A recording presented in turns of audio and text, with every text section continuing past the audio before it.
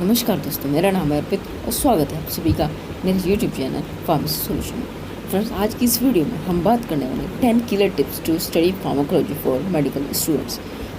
मेरे पास कई दिनों से और आज तो सबसे ज़्यादा मेरे पास मेल्स आए कि सर प्लीज़ हमें कुछ स्टडी की टिप्स बताइए, हमें बहुत प्रॉब्लम हो रही है पढ़ने में।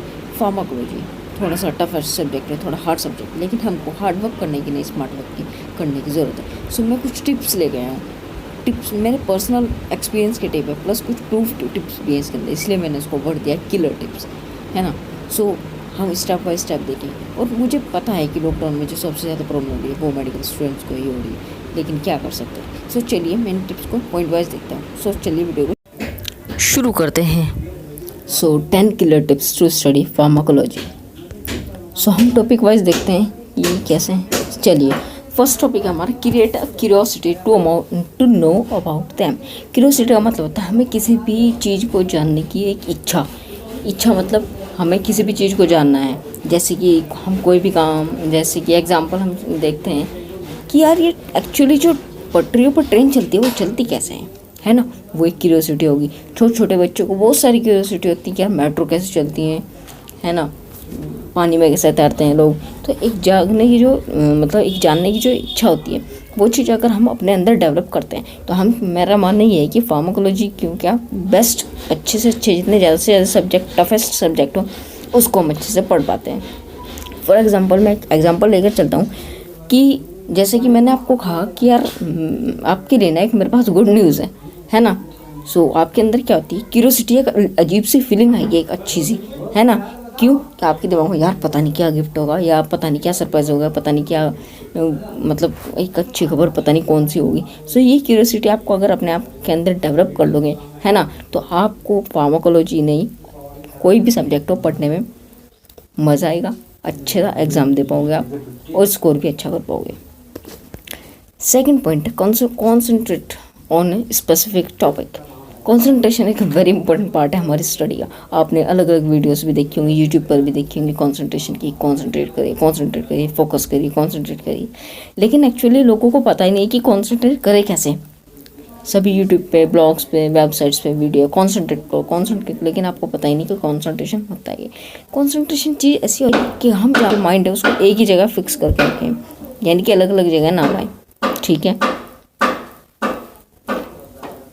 जैसे कि मान लिया हम कोई भी टॉपिक, अपना फार्माकोलॉजी का कोई टॉपिक लेते हैं, जैसे एंटी एरिथमिक ड्रग्स, अगर हम वो पढ़ रहे हैं, ठीक है, तो हमें क्या है कि जब तक हमारा पूरा एंटी एरिथमिक ड्रग्स कंप्लीट नहीं होता, हम अच्छे से समझ नहीं जाते, तो दूसरा टॉपिक नहीं पढ़ना है हमें, ठीक है। लोग बच्चे अक्सर क्या करते हैं, अरे यार एंटी एरिथमिक समझ में नहीं आ रहा, थोड़ा पढ़ लिया, अरे यार समझ में नहीं, छोड़ हाइपरटेंशन देखते हैं, वो बहुत आसान टॉपिक है, हाइपरटेंशन पढ़ा, अरे यार समझ में नहीं आया, दूसरा देखते हैं वो समझ में नहीं आया। तो ऐसे मिस मैचिंग होने लगती है दिमाग में, सिर्फ कूड़ा करकट ही दिमाग में जमने लगता है। तो इसलिए मेरा ये कहना है कि आप जब भी किसी टॉपिक को पढ़ने चलें, चाहे वो आप 2 दिन में पढ़ें, 1 दिन में पढ़ें, कितने भी दिन में पढ़ें, लेकिन आप उसको पर्टिकुलर कॉन्सेंट्रेट बना करके रखें। थर्ड पॉइंट है मेरा, फोकस मेनली ऑन क्लासिफिकेशन और मैकेनिज्म एक्शन। आपको तो पता है कि फार्माकोलॉजी की जो इज्जत लूटी हुई है वो किसने, क्लासिफिकेशन और मैकेनिज्म एक्शन ही लूटी हुई है। और इनका एक फ़ायदा भी है कि अगर आप क्लासिफिकेशन पढ़ लोगे, मैकेनिज्म एक्शन पढ़ लोगे, तो आप पूरी फार्माकोलॉजी पढ़ लोगे। कैसे, देखिए मैं बताता हूँ मैं। मान लिया आपने क्लासिफिकेशन पढ़ ली कि classification of anti arrhythmic drugs, sodium channel blocker, potassium channel, beta blocker, calcium channel blocker, ये सभी पढ़ ली। इनके एग्जांपल्स आपने पढ़ ली, GTN पढ़ लिया, ग्लिसरॉल ट्राइनेट्राइल, ठीक है, ये सभी पढ़ ली। तो अगर आप ये चीज़ें पढ़ लोगे तो मुझे लगता है कि बाकी फार्माकोलॉजी में बचा है क्या, adverse effect, therapeutic effects, indication, sides. मान लिया किसी को आप एक BP की गोली दे रहे हो, ठीक है, और आपने उसको हाई डोज दे दी, BP उसका बढ़ा हुआ है, आपने उसको हाई डोज दे दी, तो आप BP की गोली अगर उसको खिला दोगे हाई डोज में, तो क्या होगा, उसका BP जितना नॉर्मल होना है उससे भी ज़्यादा कम हो जाएगा, कम होना उससे भी ज़्यादा कम हो जाएगा। तो BP की गोली का साइड इफेक्ट क्या है, सो BP की गोली का क्या साइड इफेक्ट है कि ये नॉर्मल से भी ज़्यादा लोगों को कर देती है, ठीक है, यही होगा। कोई भी चीज़ आप पढ़ते हैं और यूजेस क्या हुआ कि इट कंट्रोल द BP, तो यही हुआ, ठीक है। तो आपको हर चीज़ को मतलब जो क्लासिफिकेशन और मैकेनिज्म एक्शन है उसका आपको पर्टिकुलरली ज़्यादा ध्यान देना है। और आपने देखा भी होगा फार्माकोलॉजी में पढ़ते हुए, अच्छी से अच्छी बुक में आप देख लीजिए, जिसमें एडवर्स इफेक्ट और कॉन्ट्राइंडिकेशन मेनली सेम से ही होते हैं। एडवर्स इफेक्ट हमने वोमिटिंग, एलर्जी रिएक्शन, ये तो हर जगह पढ़ा ही होगा। सो वहाँ पे आप फोकस जरूर करें मैकेनिज्म एक्शन और क्लासिफिकेशन में। फोर्थ पॉइंट है मेरा, create a image in your mind for a particular topic. के लिए एक पूरी इमेज बना दीजिए इमेज का मतलब ये नहीं है कि आप कॉपी पे हर पेज की कॉपी पे बना रहे नहीं। मैंने कहा है कि माइंड में, अपने दिमाग में एक पर्टिकुलर टॉपिक की एक इमेज बनानी है।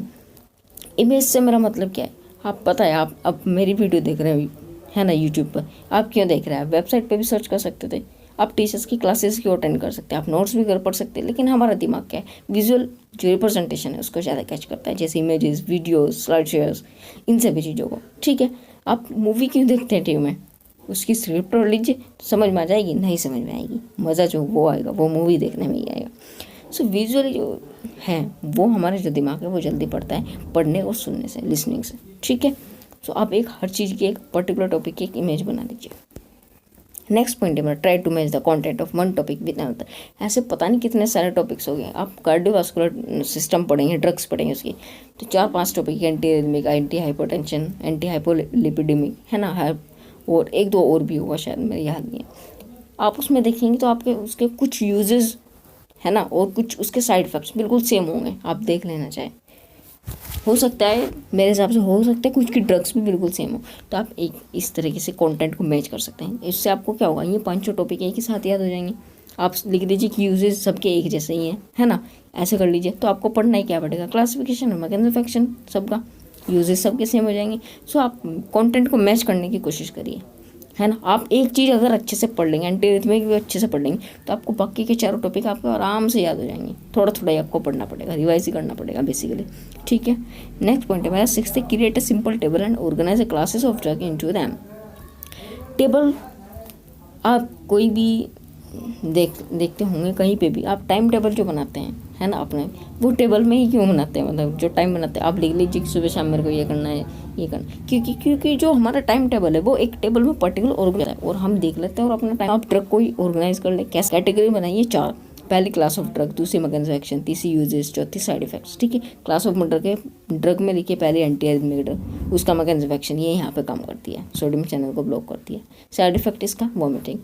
ठीक है, यूजेस इसका अरिथमिया को कंट्रोल करने में, है ना, तो वो आपके लिए भी बहुत इजी हो जाएगा। तो आप एक सिंपल टेबल, और ये आपके एग्जाम के लास्ट टाइम में भी, क्योंकि आप वहाँ पर पूरी बुक्स तो लर्न नहीं कर सकते ना ही पूरी कॉपी, आप एक टेबल पढ़ेंगे और आपको सारे टॉपिक्स याद हो जाएंगे आराम से। नेक्स्ट मेरा टॉपिक है 7th topic, apply your topics in practical life. Practical life doesn't mean कि आपको एक मेडिकल स्टोर पर बैठना है या आपको एक डॉक्टर बनना है और आपको पेशेंट्स को देखना है, नहीं, आई डोंट, मेरा वो मतलब नहीं है।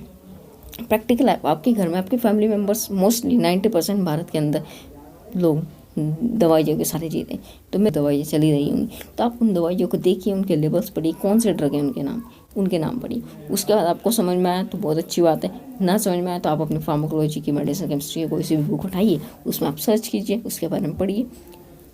वो प्रैक्टिकल लाइफ हो गया। अगर आप 1 साल बाद मैं आपसे वो चीज़ पूछूंगा तो वो आपको 1 साल बाद भी याद होगी। तो ये प्रैक्टिकल है, इसलिए हमारा क्या है, ये स्किल बढ़ाता है हमारे दिमाग में। ठीक है, 8th, represent diagrammatically to improve learning strategy. Diagrammatically अगर हम किसी भी चीज़ को शो करते हैं, आपने देखा होगा pharmacology, mechanism of action mainly क्या होता है, मेनली डायग्राम ही होते हैं। अगर आप, मेरे हिसाब से अगर आप 4-5 पेजेस का आप थ्योरी भी लिखते हैं और हाफ पेज का एक डायग्राम बना दें, तो मेरे हिसाब से उस डायग्राम के लिए ज़्यादा मार्क्स मिलते हैं और उस थ्योरी के लिए कम मिलते हैं, क्योंकि हर टीचर के पास टाइम भी नहीं होता। डायग्राम देख के खुद टीचर भी हो, कोई स्टूडेंट भी हो, एकदम समझ आता है, हाँ इसका मतलब ये था। ठीक है, सो इसलिए हर चीज़ को कोशिश करें कि आप डायग्रामेटिकली शो करें। एंड टॉपिक है मेरा, only go deeper when you understand the basic concept of A topic. Basic concept means क्या है कि जब तक आपको ABCD ना आए तो आप वर्ड्स को पढ़ना ना शुरू करें, है ना। मेरा मतलब ये है, एग्जाम्पल के तौर पे बोला है मैंने, जैसे कि मैं बता रहा हूँ, जैसे कि आप एंटी एरिथमिक ड्रग्स ही ले लो, मैं एक ही एग्जाम्पल को ले रहा हूँ बार बार। अगर एंटी एरिथमिक ड्रग्स ही हम एग्जाम्पल लेते हैं, तो आपको जब तक एंटी एरिथमिक ड्रग्स ये नहीं पता कि क्या है या अरिथमिया क्या है, तो आप कैसे उसका मैकेनिज्म ऑफ एक्शन पढ़ सकते हैं। सो मेरा ही इसको जो टॉपिक को आपको समझाने का यही मतलब है कि जब तक आप बेसिक कंसेप्ट ना पढ़ें, अच्छे से समझ में ना आए, तो आप उसके डेप्थ में बिल्कुल मत जाइएगा। ठीक है, सबसे पहले आप understand basic concept and then go in the depth, तभी आपको समझ में आएगा, नहीं तो आपके लिए बड़ा ही डिफिकल्ट हो जाएगा वो समझना। 10th और में लास्ट टॉपिक है और बड़ा most important and fundamental topic है, take books which use easy language and understand well. इस टॉपिक को बोलने का मतलब क्या है, इस टॉपिक को बोलने का मतलब कि अब आपको बुक्स वो नहीं खरीदनी कि जो आज मार्केट में चल रही है, मतलब मार्केट में मीन्स ट्रेंडिंग का नहीं, आपको बुक्स वो खरीदनी है, वो चाहे ओल्ड हो चाहे न्यू हो, जो आपके लिए सूटेबल है, जो आपके लिए कंपेटेबल। मान लिया आपने एक ऐसी बुक खरीद ली, लेपिन कोड खरीद ली KD त्रिपाठी की, जो आपको समझ में उसमें से कुछ आया नहीं, वही रट्टा मारना है, तो उससे रट्टा मारने से अच्छा है आप नेट से पढ़ सकते हैं। रट्टा ही मारना है तो नेट से मार लीजिए। नहीं, बुक समझने के लिए होती है। सो बुक आपको वो लेनी है जो आप जिसकी लैंग्वेज को आप समझ सकते हो। इसी के लिए मैंने एक अलग से टॉपिक बनाया है, आप देख भी सकते हैं, रेड लाइन में लिखा है top 5 best books for pharmacology in easy language. उसकी भी लिंक मैंने नीचे डिस्क्रिप्शन में, आप वहाँ से पढ़िए। आपको बताया कि कौन कौन सी अच्छी बुक्स हैं, कौन कौन सी आपके लिए बेस्ट है, कौन सी बेस्ट नहीं है, किस में किस तरह के फीचर्स हैं, किस में किसकी ईजी लैंग्वेज है नहीं है, तो उसी तरह की। और मैं आपको बताना चाहता हूँ कि वीडियोज़ तो ये मैं डालता तो, लेकिन मेरी वेबसाइट पे मैंने ये एक्सप्लेन करके, जहाँ से मैं भी पढ़ रहा हूँ वो एक्सप्लेन करके मैंने अपनी वेबसाइट पर मैं डाल चुका हूँ। मैं उसकी लिंक डिस्क्रिप्शन में डाल दूँ, आप आराम से फ्रेश माइंड होकर के इस ब्लॉग को जो पढ़ेंगे, वेबसाइट में ये कंटेंट पढ़ेंगे, वाकई में आपका इम्प्रूवमेंट होगा बहुत ज़्यादा, 90% मोर देन इम्प्रूवमेंट आपका होगा। Thank you. सो मेरी ये वीडियो आपको कैसी लगी? अगर अच्छी लगी तो प्लीज़ कमेंट कीजिएगा और मेरे चैनल को सब्सक्राइब जरूर कीजिए। Thank you.